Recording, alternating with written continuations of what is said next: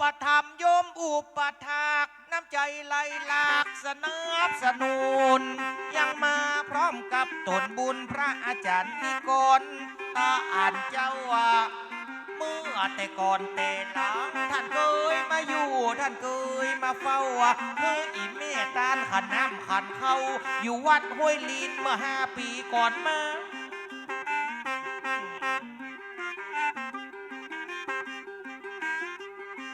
ได้มาอุ้มบาทแลกเข้าอยู่กับวัดเฮาได้ถึง5 ปีท่านมาเพ่บุญป่าแล้วมีสร้างคุณงามความดีไว้ถึงหลังถึงหน้าถึงจะจากไปก็บ่ลืมถิ่นหลังน้ำเอากระถินมาบ่ตกต่ำจ้าจีบเอามากู้ปีด้วยความเมตตาพระอาจารย์นิกร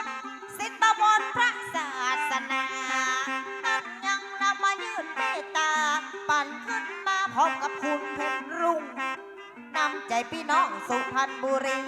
ปั้นใจดีถึงบหยาบหมอยุ่งยักขอขอบคุณไปยังคุณเพ็ญรุ่งหมายมุ่งบุญกีดบุญ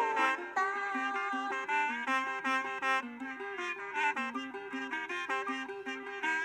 กินตาลบ้านนี้บ้านเฮาคึกคักปีหลายน้องนักช่วยกันพอทำได้เมตตาตั้งพระอาจารย์มอบรางวัลจังซอลูกสาว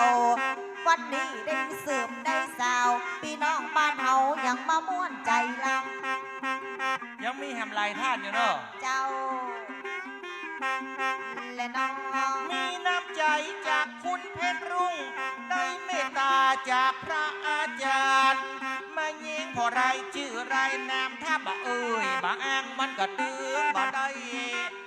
เป็นมหาเศรษฐีขหาบดีมาจากเมืองไต้ตานกระถินเอาไว้นำโดยคุณพ่อสุทน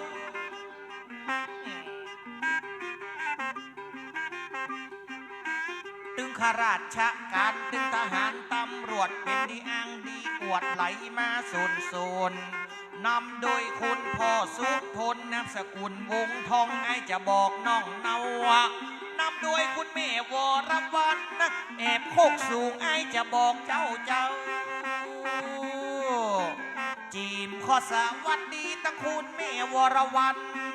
ก็ยังมีป้าสุพลวงทองนายบอนก็บักกับหลังหันก็ยังมีคุณแม่วรวรรณแอบนอนสูงป้อนได้มาช่วยแล้วยังมีคุณแม่วิมลศรีนรินทร์ไผ่ก็หันโดยบ้านเฮาสร้างหลังสวยป้อนได้ช่วยการหลายคนครับคุณแม่วิมลศรีนรินทร์อนุโมทนาสาธุร่วมคุณแม่นะครับแล้วยังมีคุณแม่ทิติภานามสกุลเปิดว่าโบราณดินวันนี้จะได้มีทรัพย์สินอยู่ดีมีกินท่วมตัวท่วมหัววันนี้บ่เฮอคุณนวบคนมาครอบครัวบ้านเฮาหลายหลัง4 ท่านข้างเห็นท่านหนึ่งอย่าเป็นพายกันน้องมาพร้อมคุณแม่ทิติภาโบราณีนกับลูกกับหลานคุณครูก็มาช่วยงานคุณครูตวงพรไอจะบอกเอาไว้นามสกุลปืนนว่าเพลงโอนเม่นก็ใช่หรือไม่ใช่เดี๋ยวก่อนนะตามลายมือเขียนไว้ก็คือคุณครูตวงพรเจ้าคุณครูตวงพรนะครับเพลงอ้นนะครับเจ้าภาพกฐินจากสุพรรณบุรีมาโดยท่านพระอาจารย์เป็นอุปถากเป็นอุปธรรมมาช่วยกินช่วยตานกับคุณลุงคุณป้ากินตานมันบ่หายไปไหนทำไว้อย่างนี้มันใส่มาอย่างนั้นจีเมื่อกินตานเอาไว้กินตานบ้านเฮาก็บ่ขาดนั่งรถก็มาไก่แสนไก่เพื่อจะได้ละมาหอมปักใจตุนไปในห้วยลิ้นอย่างนี้เพื่อบุญแล้วก็ตึงกุศลหลายคู่หลายคนเนื้อนายอายปีได้จักได้จวนเขานี่จวนน้องจวนปีเฮามา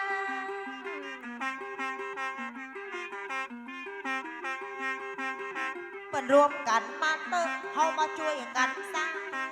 ออกบ้านละมาไกลเวลาไผมีเต้าใดเฮาอย่าหอมเมตตา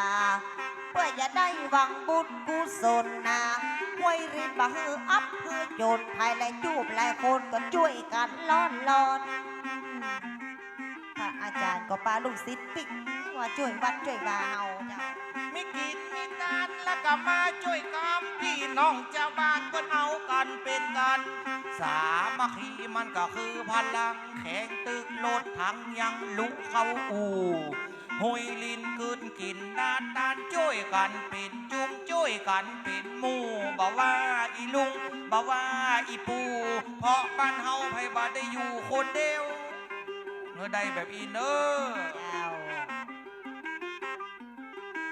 ช่วยกันอย่างปี่ช่วยกันอย่างน้องศรัทธาห้อยลิ้นนะเปิ้นกลมเปิ้นเกียว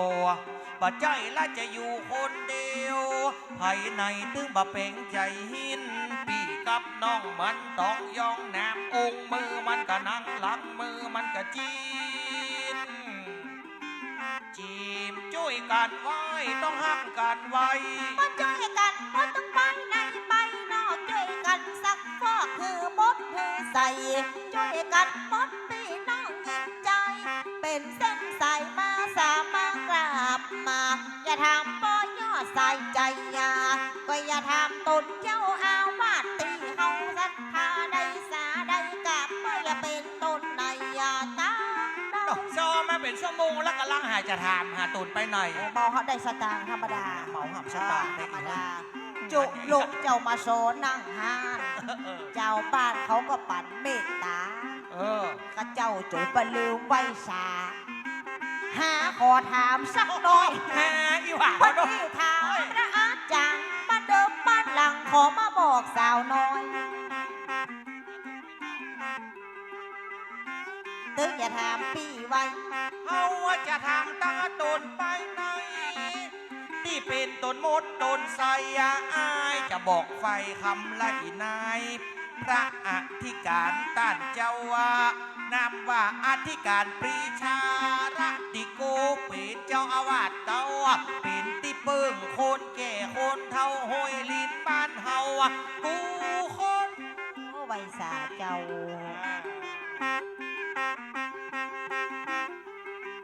มีพระปรัตน์อภิชาติหรือห้องการว่าตุปีโมนนะไอ้บอกแม่เกณฑ์ตามนเมื่อกาไฟคำกับมานั่งไกลๆตนเจ้าไปในพระอธิการปรีชาจะบอกไว้ จีมเป็นตนไปใน พระอาธิการปรีชารติโกเป็นร่มโพล่มใต้ใบหนาก็อันนี้ตนเจ้าไว้สาปกปักรักษาตนเจ้าอาวาสแล้วพระปรัตน์ของเฮาตุปีมนต์พระอภิชาติก็นี้ตนเก้าปากกาได้ดูแลสะอาดว้าวา อันนี้ช่วยประสานช่วยการช่วยงานกู้ยัง ถามตั้งไปในวายไปโนขอคือบอกว่าเป็นไผกันนะตีเปิ้นช่วยพี่น้องศรัทธาวัดว่าชื่อเสียงเฮาไก่แล้วไปนอกผู้นำบ้านเฮาเปิ้นนั้นเป็นไผนึกอย่าถามป่อใจเท่าวัดปีไทย ฝั่งข้ามเถอะกะ ไผ ตะกี้เขาห้ามตุ๊กปีโมนก็รถตุ๊กปีโมนมาแจกก่อนกะก้อยข้ามอ่ะ โอ้หากันดีกว่า มึงก็ใจฮ้อนน่ะ ก็ได้เดียวกันกับเปิ้นถูกก็จะเอาแต่กับทุกปีเฮา ใน นี่ แล้วก็มีตึงนอกก้อยซักก้อยฟอกมันมดมันใส่ตั้งนอกเปิ้นว่ามีหลา ไผ ยนำโดยคือผู้ใหญ่บ้านนะอีนายก้อยตีตาพอ จะมีไผ่ในพ้องนั้นรายนามเขียนมาบนแหงพ่อหลวงจะนามว่าอะไรพ่อหลวงยังใจตาให้ยาวแล้วเอ้ย พ่อแล้วก็เขียนให้คนแล้วแผ่นนี่มาอ่าน มี นั่นน่ะ ตึงไปในไปนอกก้อยซักก้อยฟอกฮือมดฮือใส่ อันละ ตับ เหลือ ยี่เอ่ยตนไปในตั้งนอกเป็นไผ่ก็คือผู้ใหญ่บ้าน ผู้ใหญ่1 คน ผู้ช่วย2 คน จะเป็นไผ่ไหนแห่นี่พอบัดตัน นี่เราได้ก็อ่านได้เราไม่พอตัวหนังสือเขาเต่ากันเนี่ย สายตามันยาวล สายตาไอ้ทวัดมันยาวสายตาข้าจะรับวันนี้ ำรับอะไรอย่างรับอะไรอย่าง มันถ้าอย่ารับสาวน้อย รับสี วันนี้มาอูมาจาสัทธาละบมองตำก้อย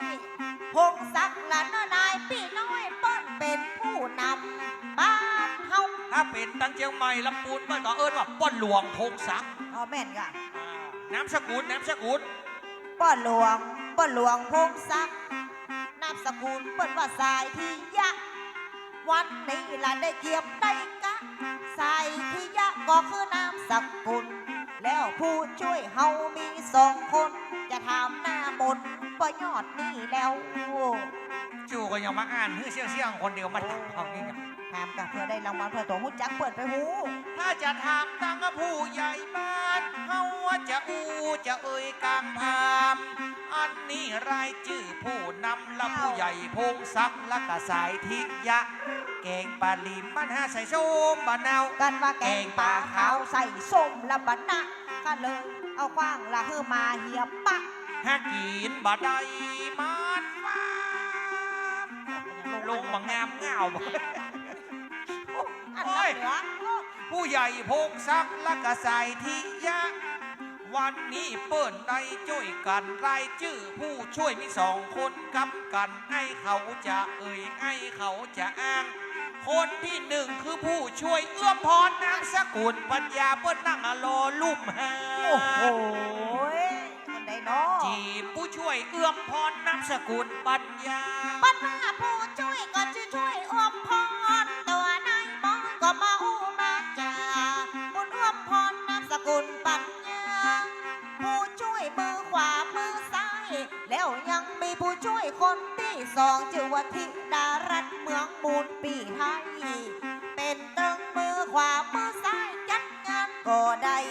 หลายอัน มาหมดนะตึงแอวตึงเอ เอาบ้านเฮาช่วยหนุ่มน้อยอยู่เนาะ อ๋ออ่างทั้งนั้นนะ ผู้ช่วยตั้ง เอ็ม วัด เอ็ม ดารัตน์เอื้อมพรและป้าหลวงทรงทรัพย์บ้านของเฮาจัดงานว่าวัดพี่ไหลน้องน้ำสามาคีกันมาช่วยกันโทรและมาช่วยกันทำคณะกรรมการเพื่อช่วยกันลุม สูว่าผู้ช่วยกับป้อนหลวงนี่เพจจะเอาสตังค์มาให้เฮาก่อนอ่ะสูว่าพยามาก่อน ข้าเดาหยักเฮ้ย มีถึงป้อนหลวงกับมีถึงผู้ช่วยเอื้อมพรเงินก็ซ้ำลาย ได้ข่าวว่าเต็กไว้ห่อนหลายใบ อ๋อเหรอ ในกระเป๋าลายมีกับใบ500บูด1แล้วจะเอามาปั่นฮื้อกำไฟคำจ้างโซจ้างจ้อยคืนจะยืนมาโคนลอยป้อนหลวงกับพงศักดิ์ก็จะมา ถ้าสูว่าข้าว่าผู้ช่วยมาก่อนอ่ะ หาว่าป้อนหลวงต้องมาก่อน เอาว่าผู้ช่วยอ่ะ ป้อนหลวงต้องมาก่อนผู้ช่วยให้หันด้วยฮื้อยกมือลุ่มพับแต่ตอนนี้เฮายังบ่หันนะผู้นำคือป้อนหลวงบ้านสวัสดีครับ ผู้ใหญ่บ้านโพงซักบ่ฮู้อยู่ที่ไหนลุ่มหาด สูว่า จี สูฝ่ายป้าหลวงเนาะ สอขอสวัสดี สูว่าป้าหลวงข้าว่าผู้ช่วย เดี๋ยวเขามาช่วยไผ่ได้นักเรือไผ่ถ้าพอเด้อพี่น้องยิงใจน้ำใจเฮาหลายเปิ้นได้มาร่วม จัดการจัดงานด้วยความสามัคคีบ้านห้วยรินบ้านเฮาบ้านม่วนเปิ้นแบ่งเป็นซัดเปิ้นแบ่งเป็นส่วนกับเดียวเปิ้นอย่าร่วมหอมทำบุญ ช่วยกันหมดป่อบ้านแม่บ้านป่อครัวแม่ครัวแม่เมาะแม่มอนขันตั้งใบายสี รับรองวันนี้บ่มีแบงค์เศร้าน้องสาวเปิ่นอย่าเอามาปั่นนาบ้านเฮาจัดการจัดงาน ผู้นำก็ต้องดีหลวงลาย มาช่วยกันหมดเป็นเส้นเป็นสายตามใจสบายพี่น้องจีมบ่มีไผมาเตือน้อง เอ่ยตึงไปในเอ่ยตึงไปนอกวันตกวันออกเฮามาร่วมกันนะไปเที่ยวพี่น้องสุพรร วันละป่อน้อยป่อนานพูนอาจารย์วัดตุปีมนต์ละก็ใครถามป่ออาจารย์บอกมาชัดๆนะพูดไปแผ่วทานประธานวัดรายชื่อรายแนมตังบนยังบ่มีต้องเห็นหน่อยกันเนาะอีทดูช่วยตุปีอ่ะ เด็กกันเนาะ ป่ออาจารย์ป่อวิยาวัจกรแล้วก็ป่อกับประธานบืนซ้ายบืนขวาช่วยกันหมดมุนละศรัทธาปีปางเอาอาบ้านเหนือบ้านใต้กว่าจะเป็นการกว่าจะเป็นงานบืนหนึ่งจังหวะขวาบืนหนึ่งจังหวะซ้าย เด็กก้อย จีมอีทเหมือนกันทั้งนั้น กันที่ขาดก็มาได้ละคือพ่อแกวัดจักสารพัดช่วยกันพ่อกันคอนรวมถึงตั้งพ่อพระอาจารย์วิยาวัดจากรพ่องโกปันปองพอดเป็นฝ่ายเฮรันยิกวัดดาอาลามละเฮาสะดวกสบายไปนอกได้ละช่วยกันติ๊กติ๊กประชาสัมพันธ์ฝ่ายเฮรันยิกช่วยกันติ๊กชื่อร้ายนา โอ้ถ้ามีก็เขียนให้จังซอได้นะเจ้าพุดไปพ่ออาจารย์แผ่วพ่อแก้ววัดได้มาตั้งเอาก็ได้มาทำเปิ้นได้ช่วยเวียกเปิ้นได้ช่วยกันบ้านเฮาบ่มองมนเศร้าช่วยตึงบ้านเปิ้นบ้านเขาพ่อมาแอวบ้านเฮาบ่ช่วยกันบ่ยังจีมช่วยกันลุ่ม กว่าจะเป็นวัดกว่าจะเป็นวัดแน่ชัดสืบตามตำเดียวจะได้รำนับรายการนะประวัติตนเจ้าอาวาสกว่าจะเป็นยังวัดยังว่ามีมาตึงบวีดบขาดลากำอูมาเป็นกำปากห้ามเจ้าอาวาสตึงเก่าตนเก่าองค์แต่ก่อนนั้นนะแต่ก่อนนั้นกว่าจะเป็นว่ากว่าจะเป็นวัดเจนป่ออุ้ยแม่มอนมันก็หลายสมัยเกิดเจ็บตายสืบกันได้มาเปิ้นว่าต่อดำมาจนสมัยเป็นปัจจุบัน10 ตูน10 องค์แล้วก็น้องจัน อ๋อเจ้าแม่นแล้ว จีบจ้างปีย่างก โหสุดยอดจริงๆเลยนะเนี่ย ำ 10 รูปเนาะ เขาลึกตึกตักขึ้นมาแหมน้อยหนึ่ง เจ้า ครับ ไปไหน